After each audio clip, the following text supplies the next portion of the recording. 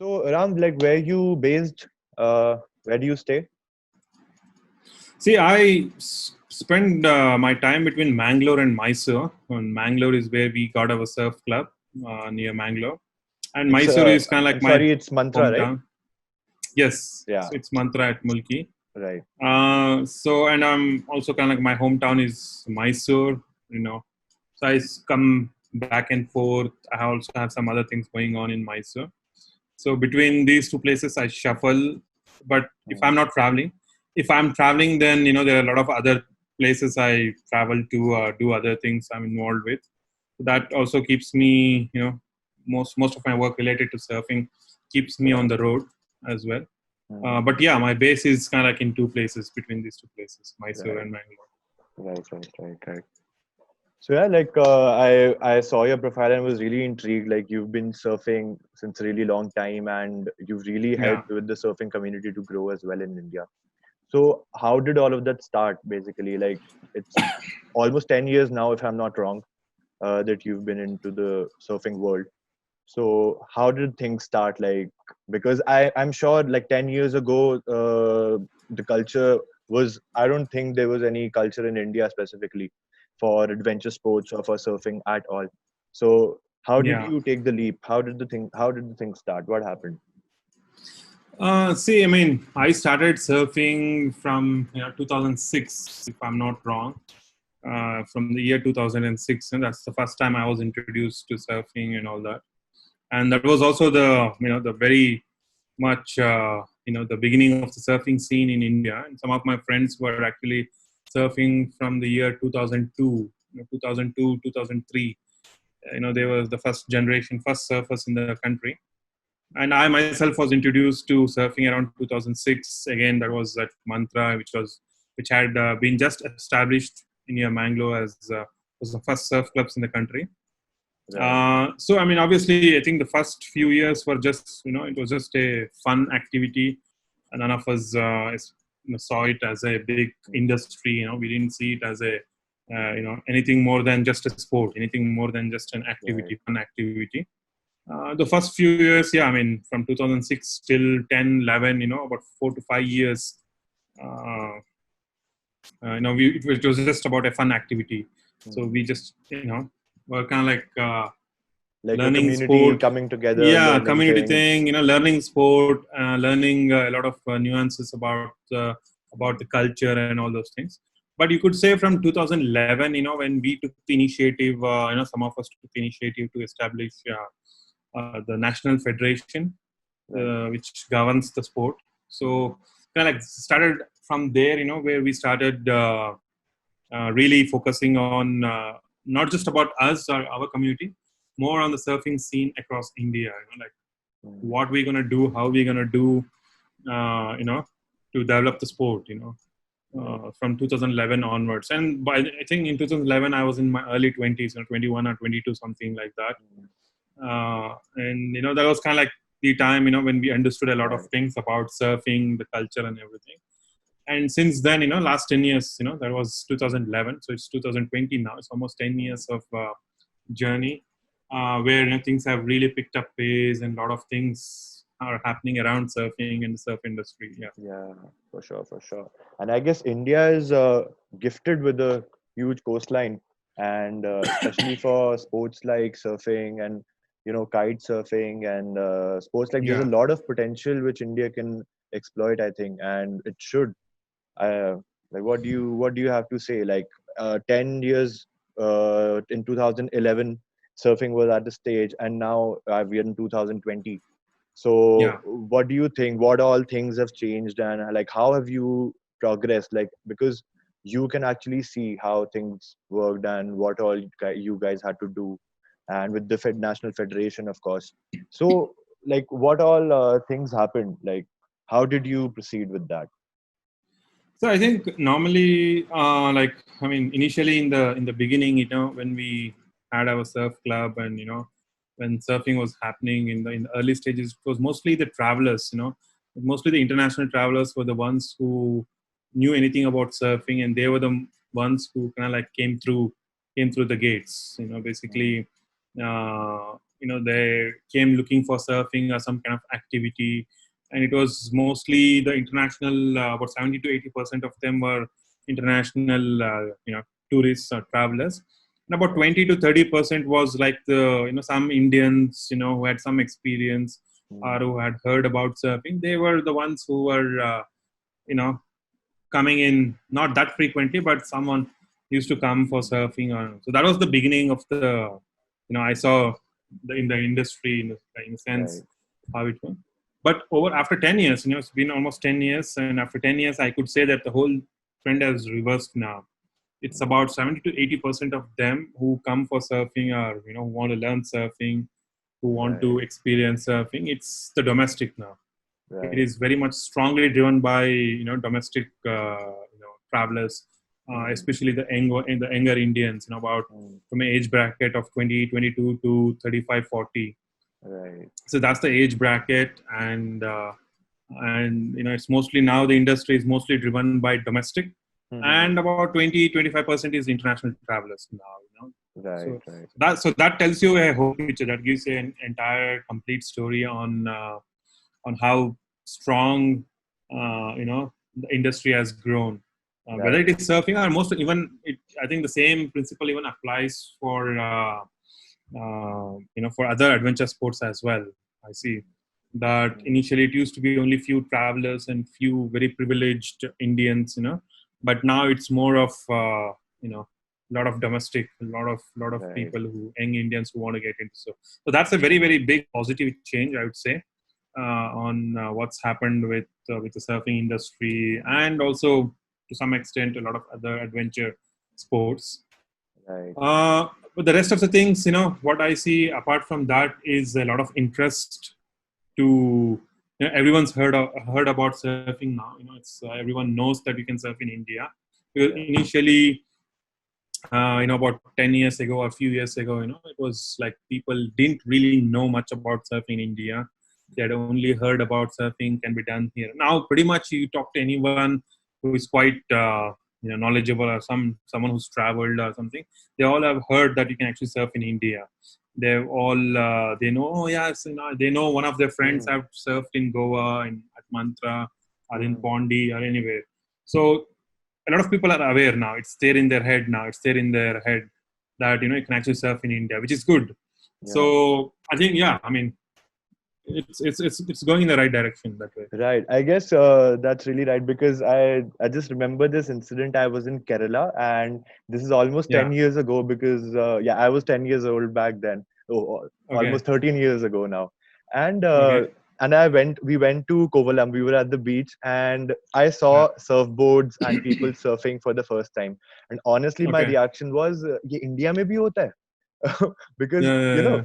all the video, and by then I guess 13 years ago there was nothing at all, and it was just an image of a child in a child's head Correct. कि India में Yeah. तो ये सब होता ही नहीं है, so what is happening, and you so that I guess that was the time when I realized India में भी ये सब चीजें हो रही हैं, and like that was with a lot of things, I guess.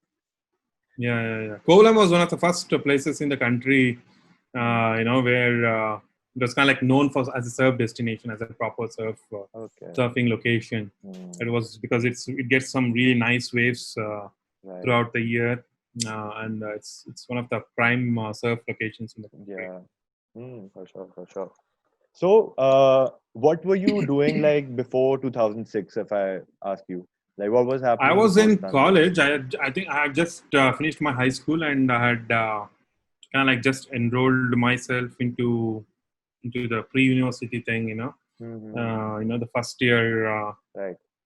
thing. So yeah, so then I actually dropped out of the formal education system from the Mm-hmm. college, and decided to kind of like pursue something else. Some I Right. had some other different interests and all that. Yeah. So eventually, yeah, I landed up with with surfing and photography and other Mm. other things. Yeah. So, like you, photography, I guess, was this a hobby you were carrying on from before, or like this happened when you started surfing, and like, It actually happened when I started surfing. Kind of like both the things. With surfing and photography was kind of like was I was introduced to both of that. Both the things formally kind of like at the right, at the same time, basically. Right. Mm-hmm. And so here I was introduced to surfing as a hobby or as an activity, and photography was more like a hobby kind of a thing. Right. And I kind of like pursued a balance together. And as time went, as I kind of like understood a lot of things, again I kind of like focused more on surf and action sports and extreme sports. That was my niche. That's the area I mostly focused on with photography. And kind of like it went hand in hand, basically. Yeah. So like I don't know if you know about this. I was working on a adventure startup side by side where I was pursuing other things as well, and it kind of focused on a platform where all we were working with institutes and freelancers who were providing adventure Yeah. sports courses in India. And what we were trying to do is like get all of them on one platform and create awareness about them, because people don't have access to this information in India. Not at all, because I went for a mountaineering course a few years ago, and Hmm. that's when I realized that there's a huge gap in the industry that needs to be filled. Because, of course, you guys have amazing skills to offer, and people love doing adventure sports. It's a beautiful feeling altogether, but there's no information. There's really less information around there. And if I talk about certification and things like that, that aspect is also quite weak in India, I guess. And especially for surfing, I don't like we contacted a few institutes, and like what we realized is that there's no fixed standardization for courses. Like Yeah. and everyone's almost made their own way of teaching students like how to go about surfing and everything. And of course people learn really good, but don't you think that there should be a single standard, and like there should be a proper certification system? See, I know where this is coming from, and I've kind of like addressed this also many times with other people from the from other platforms. There's a lot of platforms which who approach us over the years about the similar thing. Like, well, we want to set up a platform where we want to bring together all the adventure activities on one platform. All the information is there, and actually it's there. There are quite a few platforms out there in India, honestly. But the problem is that what I see, especially with surfing or thing is, see, surfing is a sport. At the end of the day, it's not diving. Diving is a recreation. Diving is not a sport. What so people compare two things, or people kind of take this and this, which are entirely two different things. So whereas with diving, it's pretty much standardization. There is nothing to, you just follow certain procedures, certain way of operating, and then you kind of like you stick to that. Basically, it's not a sport. It's not a progressive thing with the diving or whatever the other kind of things where you get a certificate or anything. Whereas with surfing and kite surfing or most of the sports, what happens is it's a very progressive thing. It is a sport.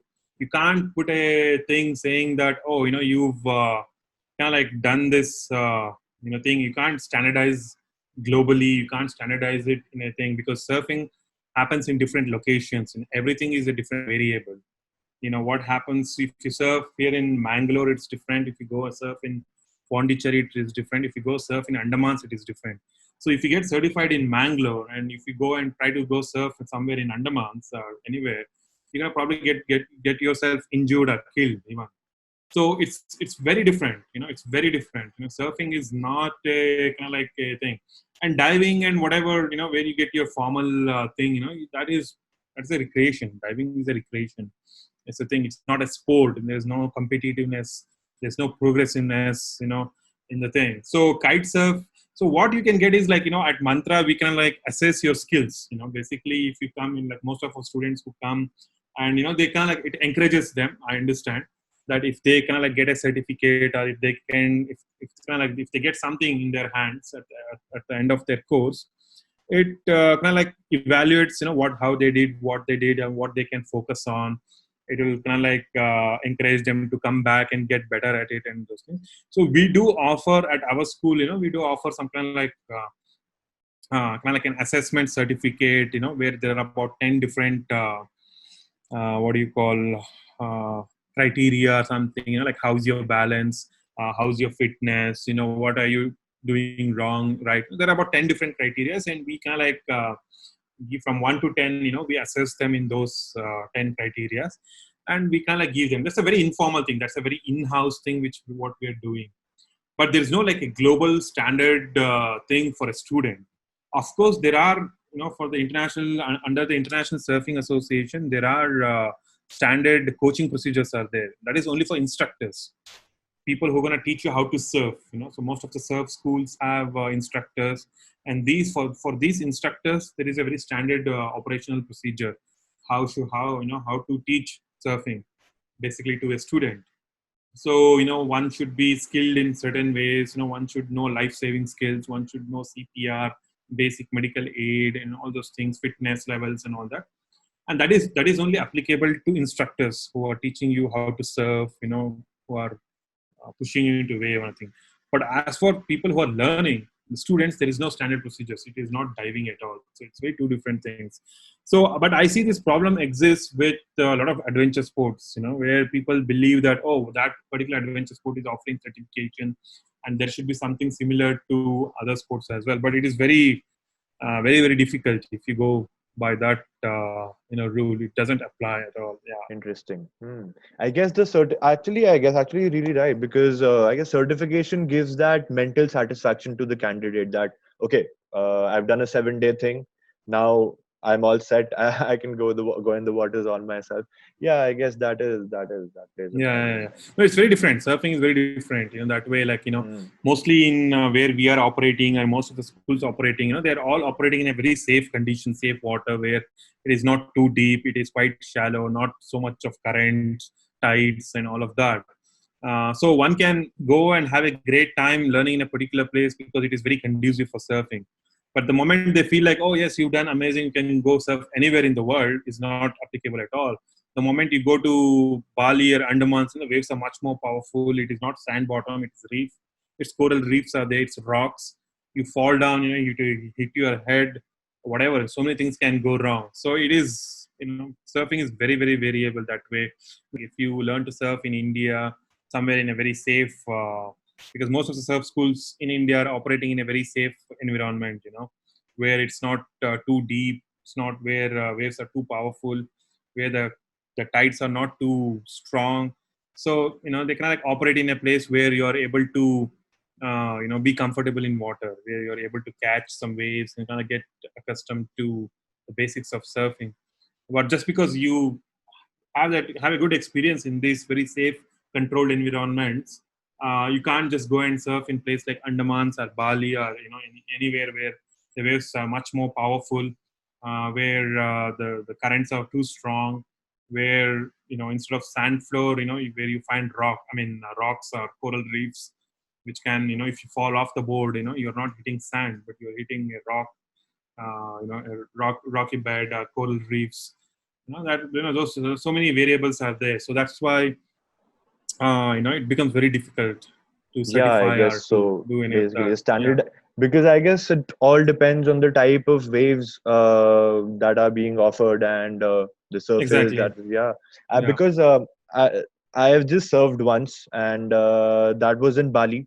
I did Okay. it in Canggu, yeah, Canggu, right? Django. Yeah. Yeah, and that's what happened. Like, there was a guy, and we were a group of 3 4 guys. Like, we were in the same hostel, and we all wanted to learn how to surf. And then we just walked up to him, and he just had a small shack. He was from Australia, I think, and he also told us the same thing. We asked him, like, do you have any, like, do you offer any certification or anything, or how does it work? And he was also of the same opinion that no one can give you a certification in surfing. And you, Yeah. Exactly. yeah, and he just gave us a 3 hour session. And Len, what do you think about Changu though? Because I was able to ride 2 waves, and I was feeling really proud that, yeah, I'm able to stand up and did 2 waves. What do you think about Changu otherwise? Like, is it a good place to surf, or for Yeah. beginners? Canggu is really good. I have some really good memories at Canggu. So it's a really cool place to go and surf. It's not too like Bali is mostly a lot of surf spots are very heavy in the sense there's big waves, a lot of powerful waves in Bali mostly. I guess But Uluwatu Canggu is and very heavy. yeah, Uluwatu and all is for pro surfers, like very, very intermediate to pro surfers. Whereas in Bali, I think Canggu and Kuta beach, these are the two beaches where one can kind of like go and have some easy surfable experience. The Canggu is really cool. I like the vibe. I like the waves. Especially for Yeah. longboarding and all such. It's really cool place. Right, right, right. So like we were talking about kite surfing and all of these sports. Like I because I don't have much information about kite surfing and windsurfing and stand-up paddling for that matter. So did these sports come out from surfing itself, or like how did these sports originate? Because I think it's quite similar to surfing, where you have a board. And of course, you have a kite for kite surfing. You have a paddle for stand-up paddling. So what do you have to say? Yeah, historically, most of the board sports all come from surfing, including skateboard comes from surfing. When the origins of skateboard was when surf went flat, the guys, instead of going to the ocean, kind of like figured out, a skateboard with the four wheels, and they started Oh, skating. right. And again, the windsurfing happened when the surf went down, when there was so much wind. They put a sail on a surfboard, and that became windsurfing. And then again, kite surfing also comes from surfing only. So surfing is kind of like has been, because surfing has a history of over 2,000 years of riding. It goes back to the Polynesians. It has a long history. People have been riding some kind of craft for thousands of years now. So surfing is like the original water sport and very thing. And obviously the kite and the wind and the stand-up paddles, and all have come up in the recent years. Yeah, I mean windsurfing has I think about 50 to 60, and kite surfing is about 20 years, and stand-up paddling is also kind of like same. Last 10, 15 years, it's really picked up a lot. Yeah. If you like what you're listening and want me to explore more adventure stories and glories, please hit the subscribe button and don't forget the bell icon along with it. Nice, nice, nice. So, like, it's been almost 3 to 5 months that I got into the theory of adventure sports, to be honest, like, studying what all's happening in India about adventure sports Yeah. Yeah. and everything. So, I came across a personality called Surfing Swami. Yeah. So, and what I realized is like he's played a very big role in the Indian surfing culture. So, like, do you want to talk about him and like, Yeah, so he's the one who introduced us, so he's like he's our mentor, he's my teacher. okay. So he was the one who formally established the surf club at Mangalore, and we were all his students, back then. In, thing. So he was the one who introduced us to the sport of surfing. He was the one who kind of like shared all his knowledge. A lot of things about surfing, the culture, the history, everything what we kind of like know about surfing today kind of like was something which we learned from him. Basically he was the guiding force, and so we kind of like regard him as the father figure of the Indian surfing scene in India, because he inspired a lot of people. He inspired a lot of other surfers, in the other different surfing communities, and a lot of the things which he did kind of like pioneered the way for the sport to grow in India. So yeah, so he's definitely one of the most key figures in the Right. in the surfing history in India. So, like, it won't be wrong to say that Surfing Swami introduced surfing in India. Yeah, obviously, Hmm. in a major way. Yeah, Right, right, he right, was. right. Yeah. Crazy, crazy. So, Ram, like you said, now I guess we can conclude that surfing is a game of practice, and you can just better upon your skills day by day, day by day. So, and of course, when you start, you'll start with beginner waves, and like, and when do you realize that now is the time to, uh, take the game to the next level, like go for bigger waves? And like and specifically if I talk about big wave surfing and places like Nazare in Portugal, like how does the progression work, like in someone's head, in a surfer's head? Like how do you know that now is the time that you have to take your move, go for the next step? Yeah, I can't personally speak for places like Nazare or Jaws and these things.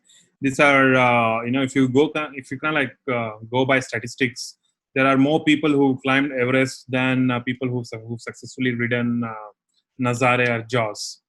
So that's the statistics you get. So it is like only the best of the best, a handful of them, and who are kind of like come from that background called the big wave surfers, are the ones who go for an attempt.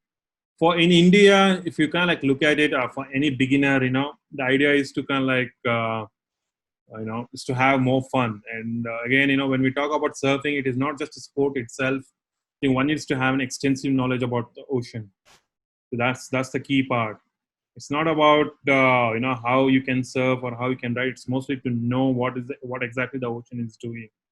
So one should have a very, very deep knowledge about the ocean, the waves, the swell, everything. They should know these things in their head so well, so good, and only then kind of like it helps you to become a better surfer as well. So initially, when you start, you start with 1 or 2 feet waves, and you have to get really good at riding 1-2 foot waves, basically. And from there onwards, if whenever you get an opportunity to surf little bigger waves, 3, 4, 5 foot waves, that itself is quite a big thing. And thing is, surfing is again, is a sport where you need to put in a lot of time. It is not something you come and do for a couple of days and then go back for a few months, and then again come back and do. You're starting from probably from the same, from starting from square one, basically. So it is a sport which requires you to kind of like have to commit yourself to the sport, to the ocean and everything. And pretty much, that's the reason why most of the good surfers and most of the surfers are the ones who live by the ocean. Pretty much, they live by a good surfing location.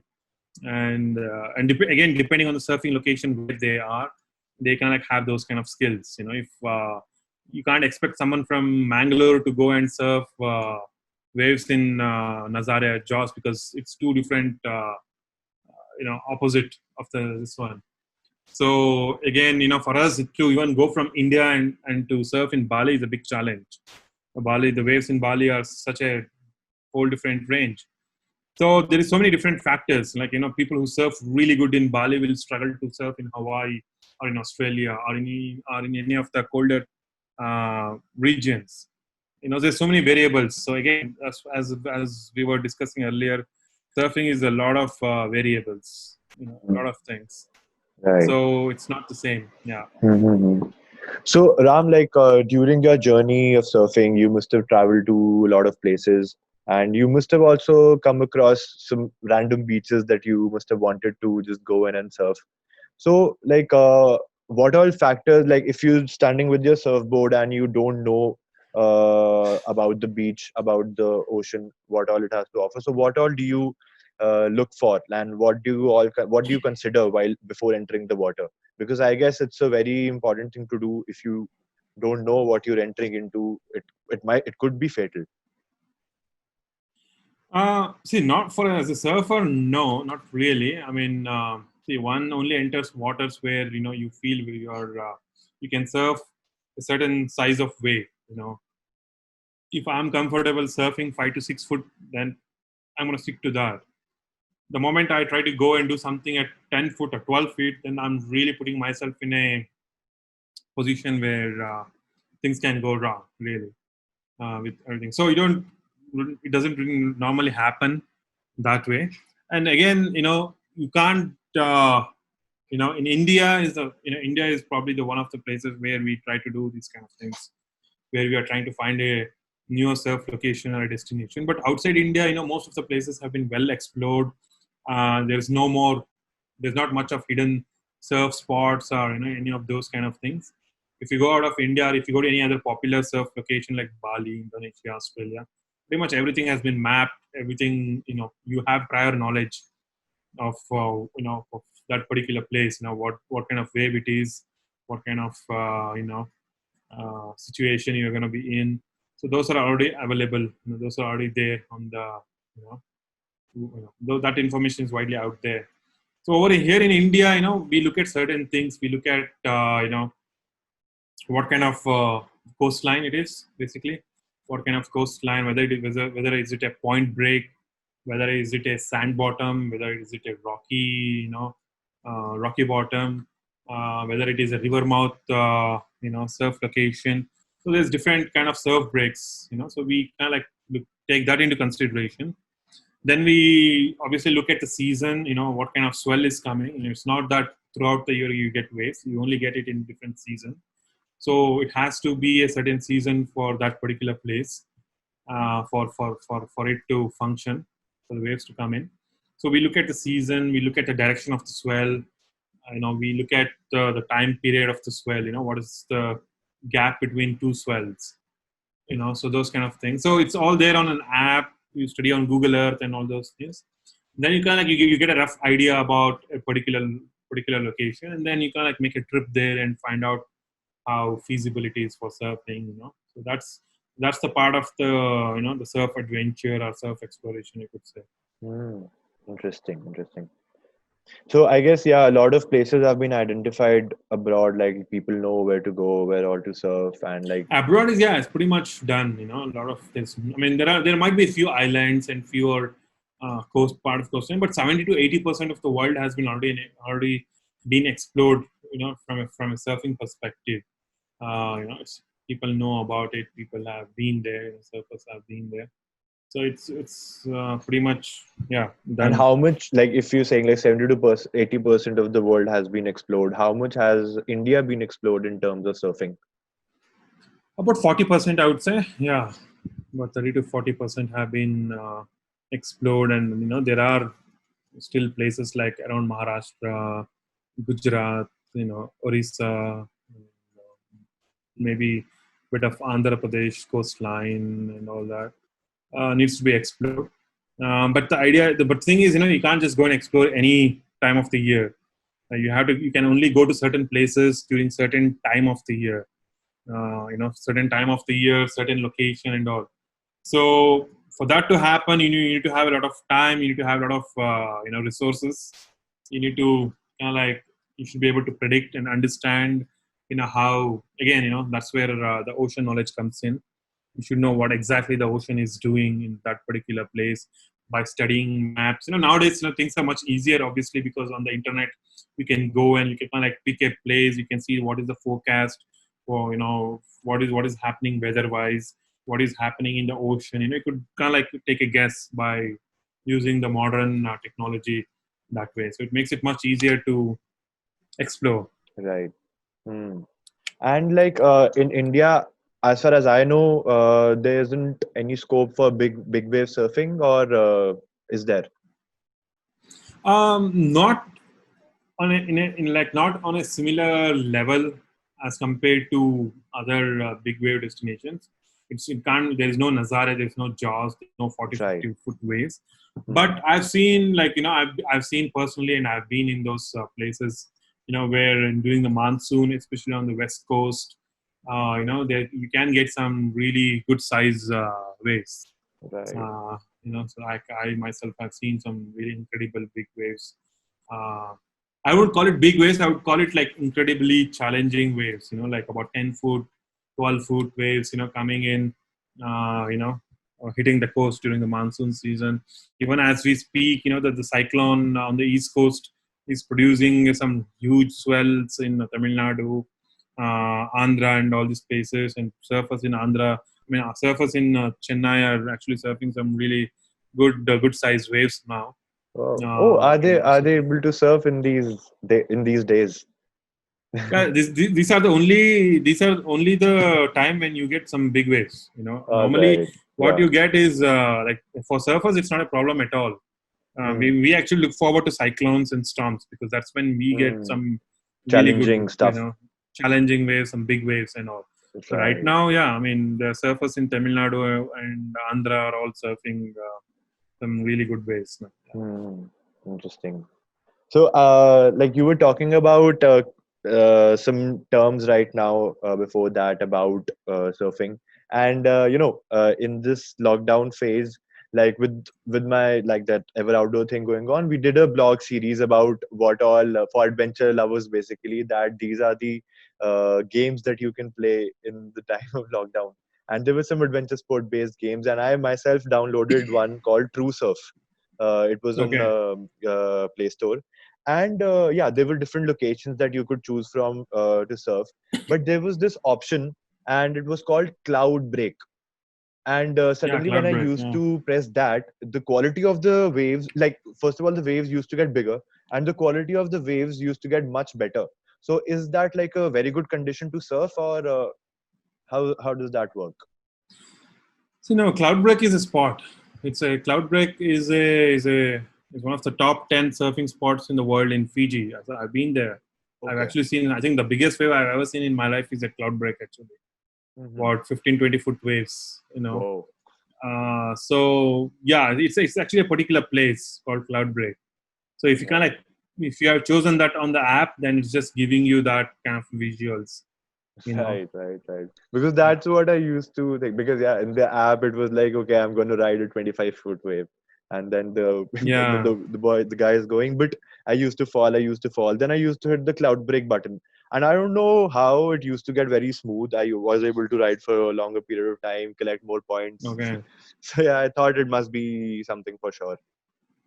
Yeah. Right. All right. So, I guess, Ram, with adventure sports and with surfing as well, now that we've spoken, risk is a huge factor that comes into play. And Yeah. it is with every adventure sport, to be honest. And with risk, I think also what comes in your mind is fear. That, okay, like you know, when you're judging the situation for a while, fear also comes into play. So, how do you Yeah. usually deal with that? Because anything could go wrong, to be honest, even with the best of the best. So there's two ways to look at it. One is for the beginners, basically the people who never surfed.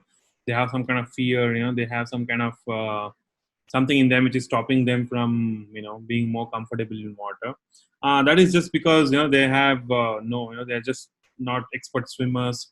They're just not so comfortable in sea water, and they have that fear of drowning, the current and all those things.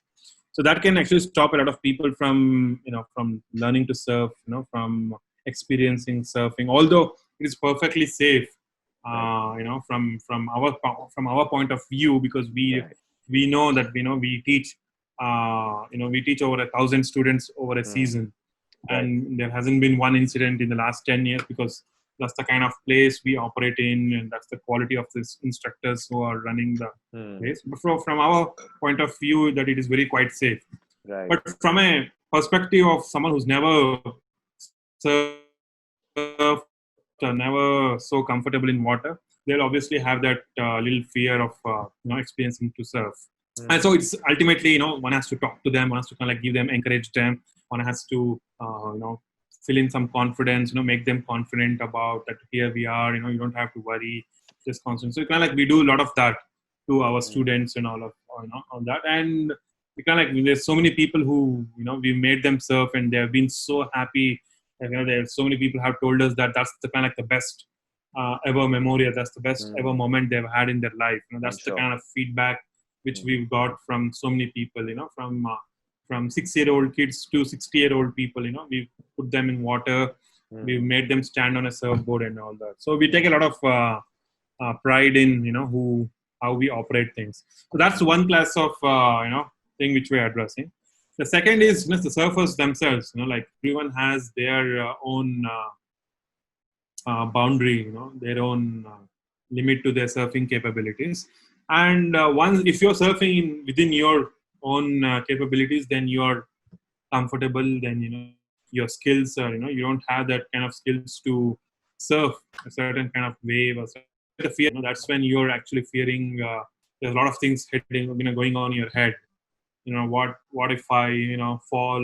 What if I hit the bottom? What if I have a really bad wipeout? So there's a lot of things come. So that is something, again, either you can always be in your comfort zone, or either you can kind of like work your way up and get more and more comfortable beyond your Hmm. For sure. comfort zone.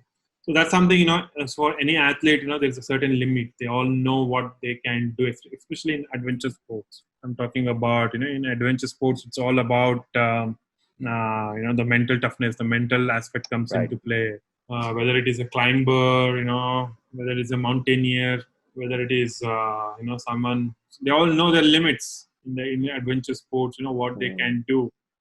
And the one who breaks that barrier and kind of goes across, he succeeds Right. basically. I guess it's So that gives the adrenaline, basically, that fear, overcoming that fear. And if you do that, that gives you the biggest adrenaline. Yeah, I guess it's more push. about knowing your limits and also testing them at the same time with, Exactly. you know, Yes, and absolutely. but creating Yes, controlled absolutely. environment around yourself. Like you were Absolutely. saying that Yes. when beginners come to you, they might have a lot of fears in their mind, but you as instructors, you know that this environment is a controlled environment to learn surfing. And I guess that's what they Absolutely. also Yeah. learn throughout the journey of their learnings. Right. Yes. Interesting. Yes. So, Ram, like during your journey of surfing, have you faced any such times or any such factor which was like pulling you behind, like which stopped you from going further for a while, or like was there like a speed breaker or something like that which happened? Yeah, definitely. There's been not just one or two. There's been number of occasions where I've been really, where that, where I stopped myself from, kind of like going beyond that particular, line, but that particular boundary, because I know that, if I do that, there's a good chance that, I may put myself in a very difficult position, difficult situation, and I don't want that to be happening to me or to people, who are around me. So there's a lot of times I keep myself away from certain, from certain surf situations, I think. But there's also sometimes where I've kind of like gone out and succeeded and kind of like surprised myself. Oh yeah, I've been, I did, I survived. I had a good day. I caught one wave in 3 hours. I got two waves in 3 hours. I probably fell like 10 times, surfing that big wave, but I got one or two good rides, so I'm happy with that. So there's been many times that I have had some positive experiences as well, but there's so many times where I've been completely shown my place in the ocean as well. So that's the beauty of surfing. Even if you ask some of the best in the world, the people who are riding that 60, 70-foot waves, the handful of the big wave surfers, they all have their experience, experiences or their stories where they'll tell you that, how they've had, where they had their moments where they felt like they've been completely, thrown, completely given, had their one of the worst experiences in their life, things. So everyone has that experience for sure, and without that, nobody can reach up to that level. Yeah. Right. And I guess it's all about those ups and downs, and I guess that's the beauty of adventure sports. It like Most of the adventure sports, it's all about testing yourself, kind of like going through that highs and lows, experiencing some of your facing some of your worst fears ever, all that. Only then you turn out to be a really good quality adventure guy, basically. For sure. So Ram, what are your plans for like what are you gonna do like after post COVID? I'm sure everyone's doing a lot of brainstorming and making plans and stuff that I want to do this, I want to do that after COVID. What's your immediate plan of action once things smoothen up? See, right now, I mean, what I'm focusing on this lockdown, during this lockdown, is that I've been like restructuring and doing a lot of work on the management level. A lot of things are happening around how to develop the sport post COVID, how to structure the management, structure the federation. So along with my colleagues, we are putting a lot of time, making some plans for 2021, a lot of agendas around surfing, to develop surfing as a sport, what and all can be done a lot. So that's kind of like going in a positive direction. Obviously, apart from that, I see that currently we have few surf-related businesses. But that's all taken a hit due to the situation now, because nobody is going to be, there's no demand for tourism. There's no demand for activities. Everything is shut down. So the business wise, we are suffering. We are taking a big hit. Probably it's the first time ever we've kind of like been in this situation, because otherwise it's always been quite successful that way. So yeah, I mean, on the business side of things, we have a lot of things to figure out. We have to kind of like see how things go from here. Apart from that, again, travel and everything is just, there's no plan at all, honestly speaking. Whatever we had planned is all cancelled. It's all canned now. Yeah. But we don't know when this is all going to start up begin. So I've not made any plans, or I don't have any particular or as soon as the lockdown is over, as soon as all this is over, I'm going to be heading here. None of that's there. Right. So most probably I think it's going to be very spontaneous. If something comes up, it's going to be very spontaneous. Yeah. Right. If I'm not wrong, you're in Bangalore right now, right? No, I'm actually in Mysore. Mysore, sorry. I've been here for a couple of months. I mean, I came here during March first week. Then I got stuck here. So I've been here for a couple of months now. Yeah. So does Mysore have a coastline? Because I don't have. No. It's about 4 hours inland. Oh, yeah. right. Yeah. So you haven't served for a long time, I'm guessing. I think for almost 2 months now. Yeah. Right. For about 2 months. And how badly are you missing it? Real bad. So I've just put on some weight also. So it's just not much activity that way. So, but I'm hoping that in the next couple of weeks, when things ease down, I may head back for a week or something. Right. Then the monsoons come. Then during the monsoons, we are shut anyway on the coast. So yeah, let's see. Right. Okay, so Ram, you were right now you were talking about taking the sport ahead and doing things like which could basically boost the culture. So, and I think with adventure sports, content creation is a very important factor when it comes to adventure sports, and so that people know about things, because I've been talking to a few mountaineers in my previous episodes. And what we realize is, like, if you go for an expedition and you do it successfully, you come back, no one would know about it unless you document it. Yeah. So what do you think about, if we talk about surfing, what are your how do you think the content aspect of the surfing sport could take it ahead? What do you think about that, like content creation, if we talk about? It's absolutely true that without content creation, the sport won't go much much further nowadays, especially in this digital age. Content creation is very important around any activity for that matter. It's not just surfing, not just mountaineering.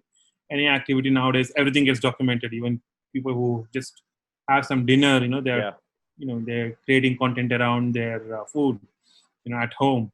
So, and especially with surfing or any adventure sports, if it involves, a few athletes, if it involves some really good, people who are performing that particular activity in a very particular place with some challenging conditions, and if there's a great story, it needs to be documented. It needs to be, the content creation has to happen. And with surfing too, I've been documenting it for the last 10 plus years with a lot of stories from my expeditions, right, from a lot of different places. And I've collaborated with a lot of surfing brands around the world. I've taken some and a lot of professional surfers from around the world. In fact, we do have a small company which handles expeditions in India related to surfing.